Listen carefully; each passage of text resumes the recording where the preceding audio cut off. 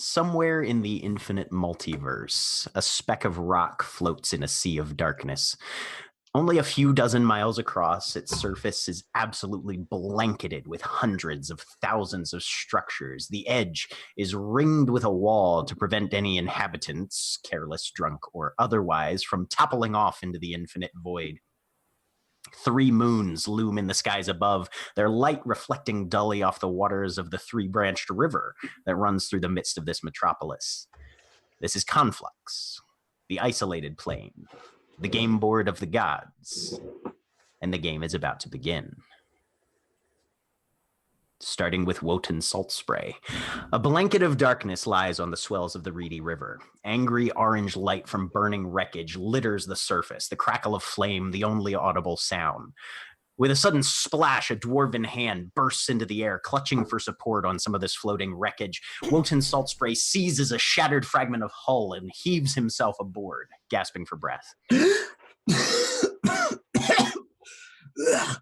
The ripple of river water rocks your makeshift raft softly as you lie on your face, eyes closed against the burning remains of your former vessel. Blood from the gashes on your face stains the mildewed wood below. The air is heavy with defeat. Salt spray. For a moment, nothing is evident. Perhaps it was the wind hissing beneath the arch of the ramshackle stone bridge that you're floating beneath. Go ahead and describe yourself. There's a long, formerly blonde hair that is slowly going white with years, sort of plastered wetly to the face of this sort of grizzled, middle-aged looking dwarf. His face is craggy with laugh lines and scowl marks. His nose is hawk-like and kind of draws the attention up to his steel gray eyes, which are piercing and always intense. He's sturdily built from years of work at the mast and at the oars. His arms are scarred from numerous incidents sailing and piracy. But his face is unblemished, almost perfectly patrician, with this sort of regal bearing that sort of gives the mien of a pirate king. Give me a dex save. Disadvantage for exhaustion. DC is 13. 7. A tentacle suddenly bursts over your starboard gunwale, scaled black, dripping foul slime as it wraps around your neck. The painful pressure mounts as it lifts you into the air, the same hissing voice sounding once again in your ear. You can barely breathe. Answers. Vengeance. You seek revenge for yourself. Trapped. Restrained. This you hate. Yeah. And who are you? Listen. Power for obedience. A hidden desire fulfilled if you survive to succeed. You will agree. And what do I give in return? Assent to my orders. You sail under my direction. It's not like I've got much else to lose. All right, I accept. For a moment, you hang motionless in midair as the appendage just evaporates, and then you crash into the black waters, disappearing below without a sound. 9 days pass. Hedon.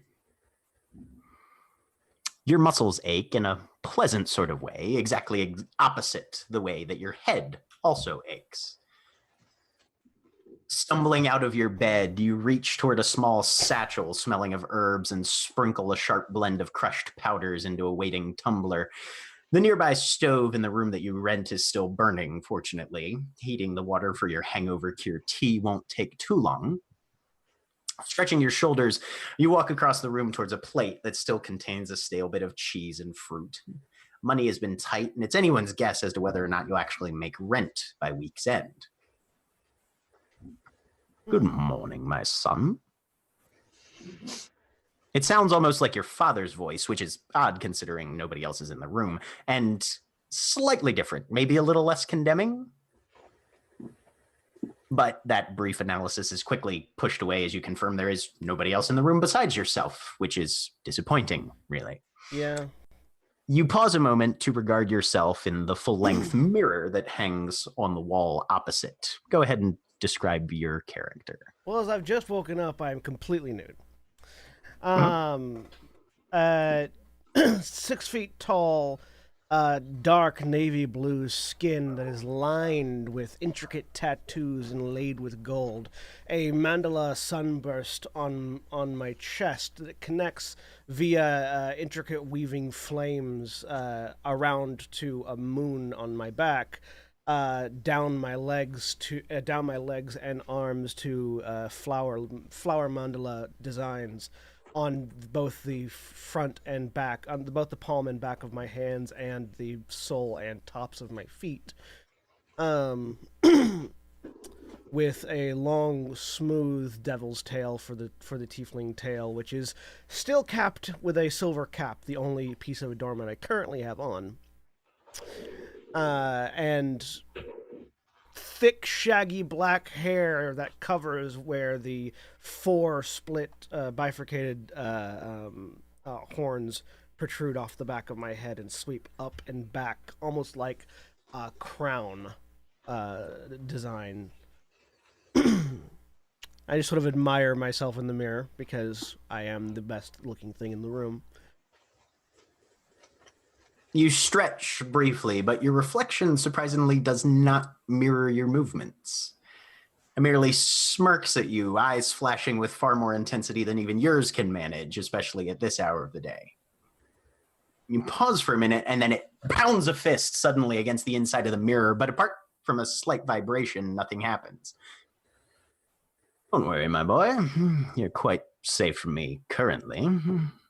I could smell your lust across the boundaries, though, and I thought, well, at least one of my descendants knows what he wants. His fingers trace patterns in the air, leaving glowing paths that illustrate his descriptions.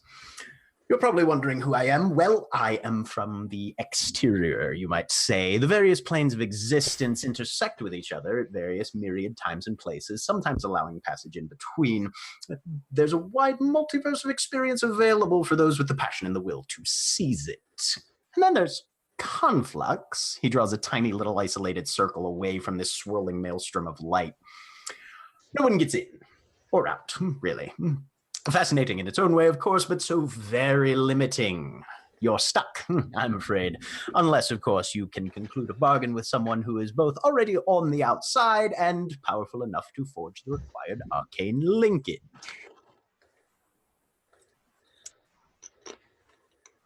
I look down at my hand that is not currently holding a drink. What did I have last night? A very good time, if my analysis is correct.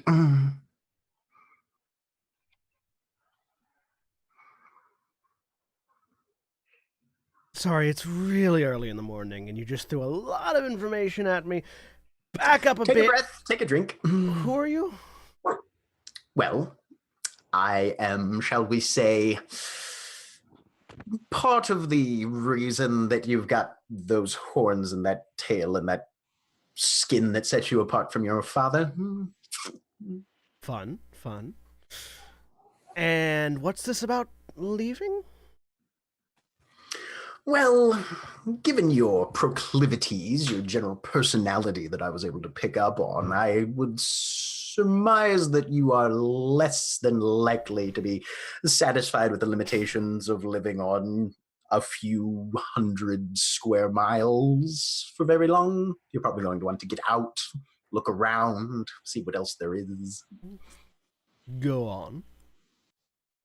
Well, I'm here to, shall we say, enable you. I'm an enabler, really.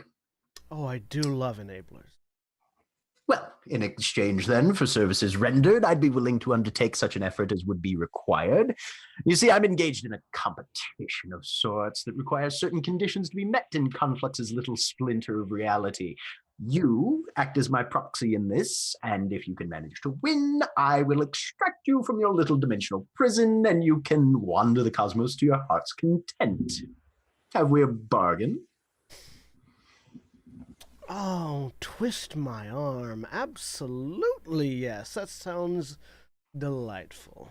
Very good. Well, excellent. That's splendid. I'm so glad. Now, and the being casts his eyes around the room, lighting on a skull-headed walking cane. Ah, that will do splendidly. Pierce your forearm with those little metal points and then place the head of the cane against my palm as he pushes it up against the inside of the mirror, if that's a thing. I shrug, walk over, grab the cane, do a little flourish, and just punch it into the arm, and then apply it to the mirror. Give me a perception check. DC's 10. All right.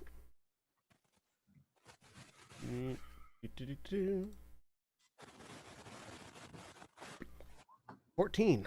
You notice as you pull the head of the cane back, the brief little smudge of blood vanishes, almost as if the mirror was a sponge absorbing it, leaving in its place a very small 5-pronged crack at the location, no bigger than a thumbnail. On my arm or on the... On the mirror. On the mirror. All right. The mirror has a very slight, almost like, a pebble hitting a windshield kind of thing. Oh, well, that's splendid. And now that our business is concluded, I must be about some of the other things that require my attention, but we will be in touch. Oh, and if you're in the market for some interesting new friends who might be a bit of help in finding your feet, I hear that the Horse and Harp over in Dawnbreeze is a delightful little establishment. I'll have to try it out. Aurelia. Yes. You smell a mixture of must and damp as your eyes flicker open. The attic space where you've slept is dimly lit by a few competing shafts of sunlight piercing the grimy window panes. The large tank gurgles in one corner, murkier than it should be. Oh. A wave of guilt kind of washes through you as you glance over to where Constance is huddled up in a corner recess, her 8 tentacles curled protectively as the dirty water shadows her form. This room is too small, barely able to accommodate your research, much less a cephalopod habitat in a living space. Go ahead and describe Aurelia. So Aurelia is fair-skinned, brown, kind of flyaway hair. She kind of quickly pulls it up and messy bun. It's not all staying in. Her clothes are very utilitarian. She's got like a wool skirt that has seen better days, but it's kind of what she wears most times. And she puts on glasses as she goes over to look at the tank, because that's not good. Need to fix that. Sorry, it's a little... I need to get clean water. Constance doesn't even move really all that much, which usually there's some level of responsiveness. Obviously you can't talk to an octopus, but yeah, she's just huddled in on herself. You have trouble recalling the last time you went outdoors. It's been at least a fortnight of mind-numbing but ultimately unsuccessful research. You haven't found anything resembling a who, a how, or a why. Books are piled everywhere in a number of stacks, although one sits atop Constance's tank. You don't remember placing it there, and as you glance over at it, you don't really remember borrowing it at all. I look at the title. As you pick up the volume, Constance suddenly jets to one side of the tank, startling you. The tome tumbles out of your hands to the floor as you jump, falling open to a stained page with a scrawled passage on it, which is the handout that you should have in your journal. Yes. Are you okay? Looking to see if she's still responsive at all. Except for that one sudden flurry of movement She's curled in. Okay. You can I look see down. one of the eyes blink slowly, but that's it. For desperate times, speak aloud.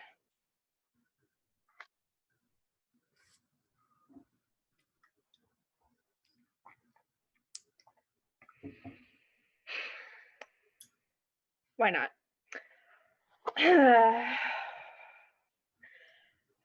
Yar Nagar, I kaf Lusoth Yinig Mergla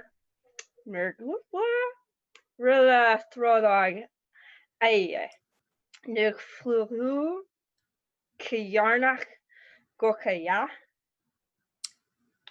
Nothing happens for a moment, and then suddenly the room shifts. Gravity turns 90 degrees. Your feet are still on the floor, but the western wall is certainly where down is right now.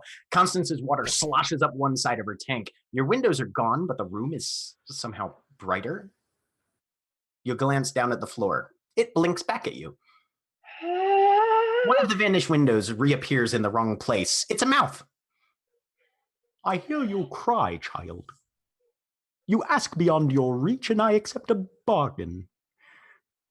She will hear your speech. Obey now. Something cold and distant washes through your mind. Make me an intelligence save. All right. Mm-hmm. 11. 11. Yep. A kaleidoscope of metallic patterns erupts into your imagination, shot through with flame. The mind touching yours is vast, alien, and you see yourself barely a fragmented silicate particle on the vast coastline of this being's consciousness. You take... Already taken damage. Good. Oh, yeah. 3 psychic damage. Okay. I'm still up. As you hear your sister's voice scream in your mind. Take this to Harp Horse. Sleep where the blood is shed. Something cold and round drops into your palm as reality reasserts itself once more. Gravity is back to normal. You look down. It's a lens, clear, about the size of your palm, concentric runes around the center, lighter than glass somehow, but still very solid. What? Is the room back to normal? The room is back to normal. A lot of the books have scattered on the floor like somebody knocked them over, but gravity is back where it should be. Make me a history check. Hell? All right.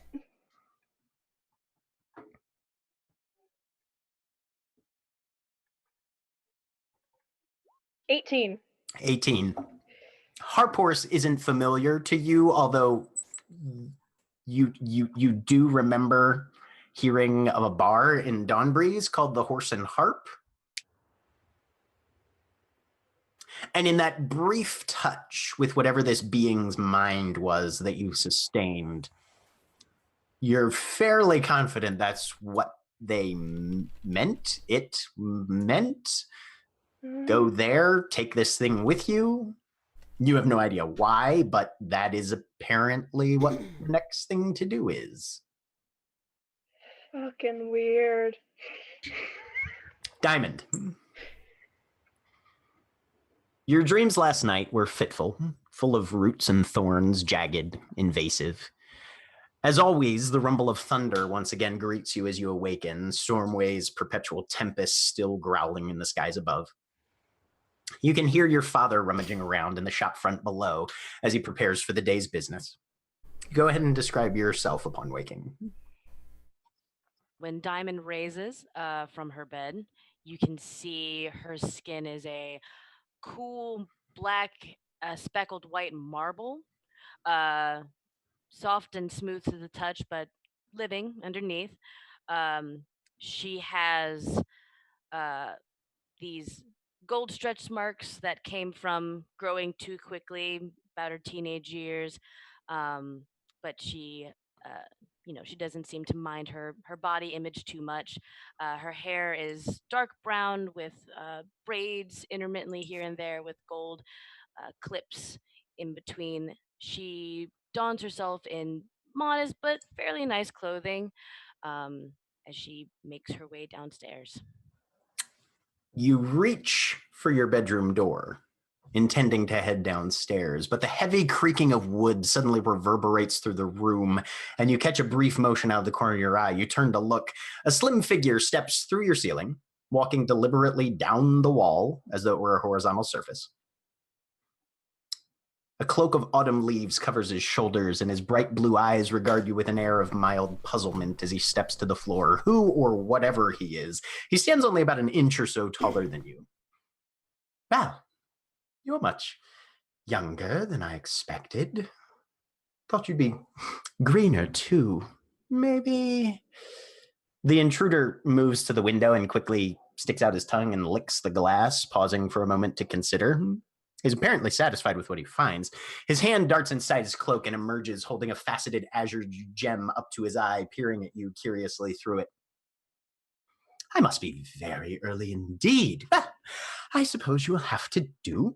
With a flourishing gesture, he turns on the spot, and your room is suddenly transformed into a bower of saplings and flowers. The walls turn to stone. Your window is now a small waterfall of crystal clear liquid that somehow smells of honeysuckle.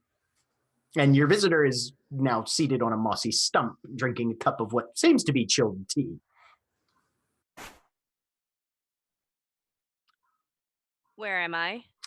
So, destiny, adventure, wealth, power, and the like. Sounds lovely, does it not? I'll empower you to achieve a good bit of all of those if you wish. You won't be the only one, of course, but it'll be far more exciting than your current drab life. And if you win the games for me, I'll, I don't know, grant you a wish or some such nonsense. Mortals always seem to adore that sort of folderol. So, yes or yes, please.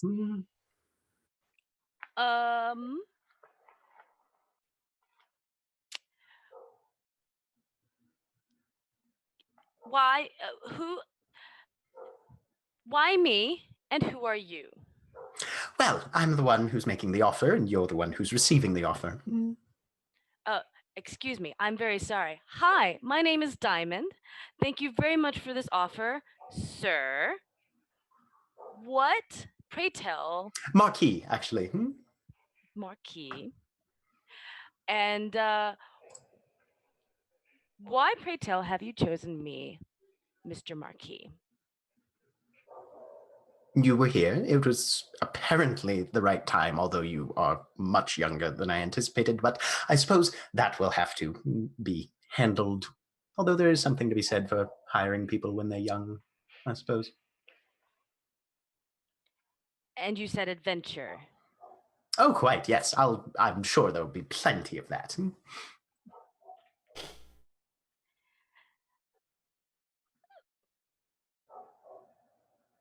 Sure, I guess. Splendid. Here's my coat token then. He holds out the blue gem to you. And it evaporates in a shower of sparks before you can quite touch it. Instructions to follow as I see fit. Now, step outside if you please. Your new friends are waiting and my tea is getting warm. Ask for Hedon, or Cora, or one of the duller ones. Okay. Make a perception check. DC is 11. Yeah, natural 20. All right. Nice. You feel a dense lump just over your sternum that certainly wasn't there before. And you notice that where before it had been just a wall of saplings and vines, there is now a door. She touches the place on her chest that it's heavy. Feels like a rock of some sort. Dope. She's just like, I thought I was done growing things at this point. Okay. Mom! No answer. Goes downstairs. Mom! Okay, so as you open the door, you find yourself stepping into a hallway that certainly isn't part of your home. A boisterous hubbub can be heard from the far end. It seems that you walked into an inn adjacent to the tavern area that most inns have. Definitely a different building, though. What the fuck? Cole, Yes. the perpetual damp of song sorrows is clammy against your skin. A watery babble and murmur drifts through the mist around you as you hunch your shoulders against the cold, headed towards Knives Font. Another day of work, of struggle, of searching looms ahead. You also need a job. The hunt has stolen most of your earning hours, and keeping a roof over your head in the present circumstances is definitely not cheap. Go ahead and describe what Cole looks like. Cole is a younger looking individual, bronze skin, black-brown hair, wearing dark, worn, semi on their way to being ratty clothes, and they currently have a red scarf on. You hear a single clear call cut through the murky gloom. Messenger! Looking over, you can see a cloaked and hooded figure waving a hand from a ramshackle porch nearby. Courier! Yep, I'll run over. What do you need? I can help.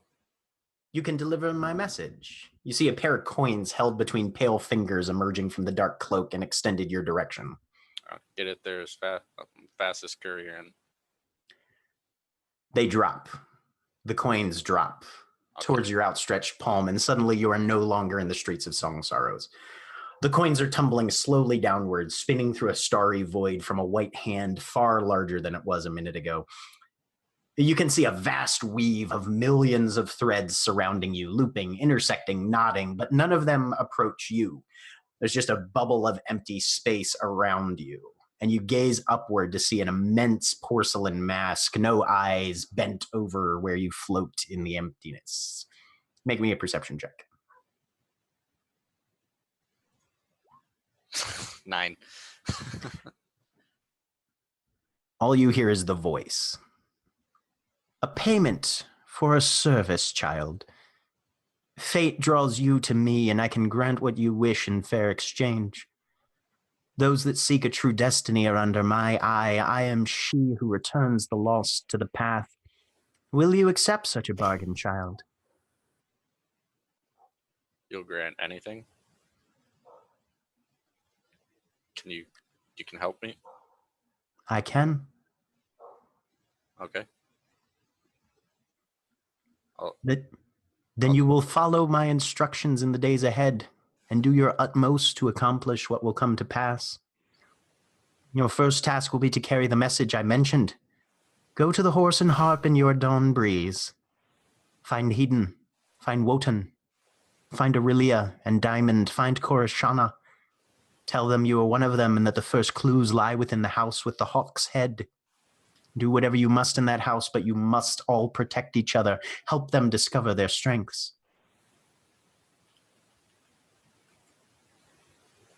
All right, well. Your foot splashes into a puddle as you give your response at the base of another raised walkway. You're facing away from the house, and as you glance over, the porch is empty now.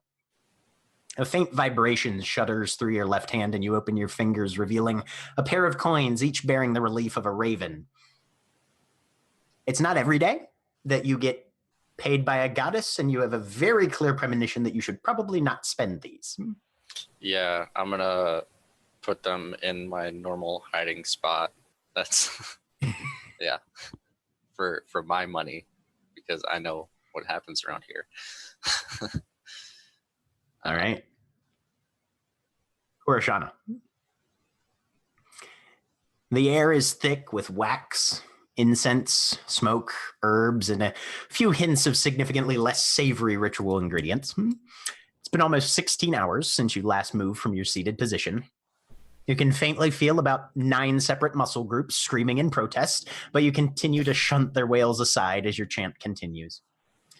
A great and terrible evil exists beyond the edge of a dimension you have never seen, but now you are as close to bonding with it as you have ever been. Go ahead and describe yourself. Korishana they are very young, not outside of the teens yet. average height very easily.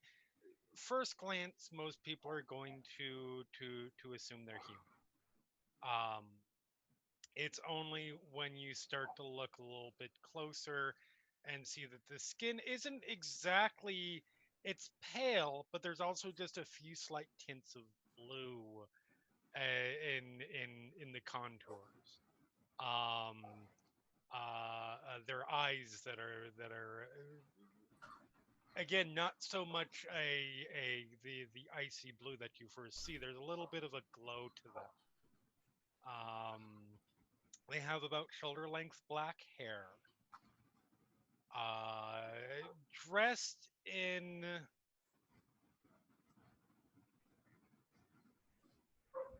robes and robes with a hood that are not really not the like just the straight down sort of form hiding kind of robes. More on, for lack of a better way to put it, more of almost like the Jedi style robes. Um, uh, very even with actually particularly so at this particular moment. Just an overall sense of almost serenity. Um, with no small amount of nerves that are on the edge that are currently trying to be ignored. And the candles suddenly gutter very low, flames flickering in an unfelt breeze. At the final moment, you speak a name that immediately burns itself out of your entire memory, leaving a very uncomfortingly blank space behind as you slam your hand down onto the exposed chunk of ice in front of you. Make me a con save. DC's 10. All right. First roll of the campaign for me. Let's see if I do the nat one. Shouldn't be with advantage.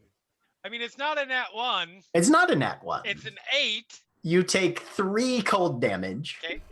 Pain flares through your left wrist, searing sharply down your forearm in the pattern of a thick chain. The skin is tinged black in the center, brightening to a swollen red on the edges of the scarring. Something distracts you from the pain, however. An intensive insight into the mind of a ferociously antagonistic being. Shock and anger that isn't actually yours erupts in your chest, rapidly focusing into a sense of awareness and vengeance. The scream of a flying hawk echoes in your ears. Somewhere, something knows what you've done and what you've taken. Make me an insight check. Okay. That's better. That's an 18. Don't you have advantage on those? Oh, I do have advantage on. I'm sorry. That's not something that it automatically. Yeah. I'm still an 18. It also knows your name, and it is coming. Right now, though, you need a drink, or at least a plate of food and a glass of water. You close the clasp over the icy fragment, fasten the amulet around your neck. It's a short walk to the common room here at the inn where you've been staying in Dawnbreeze. You might not have much in the way of funds, but you can at least afford your next meal. Right. Now, just north of the Terrace Fall, a small vessel bobs on open water, drifting slowly to where the east branch plummets over the edge of Conflux into the infinite void below. Any outside observer would wonder who abandoned the boat to its doom, but their attention would probably be quickly diverted by a rising wave that is moving upstream. With a flurry of scummy foam, the water crests over the gunwales of the boat, depositing several gallons of brackish water and one very sodden dwarf onto the deck. Wooten, give me a water vehicles check using your dexterity. Okay. DC's 10. Water vehicles, not with disadvantage, thank you. Nope. You gotta make it my dex. Why you gotta do that? Because I hate you. 11!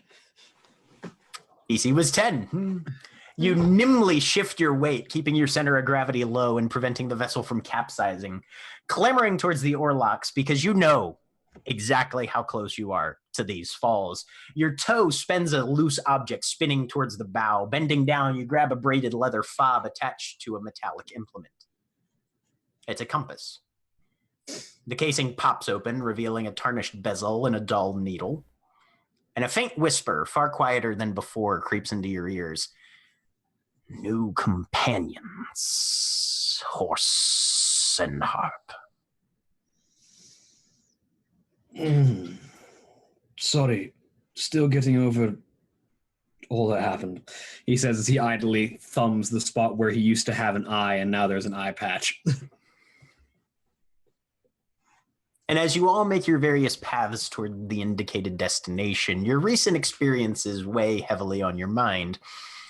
The usual sights and sounds of Conflux streets seem somehow alien, almost. I'm going to need Wotan, Hedon, and Aurelia, particularly, to make a wisdom save.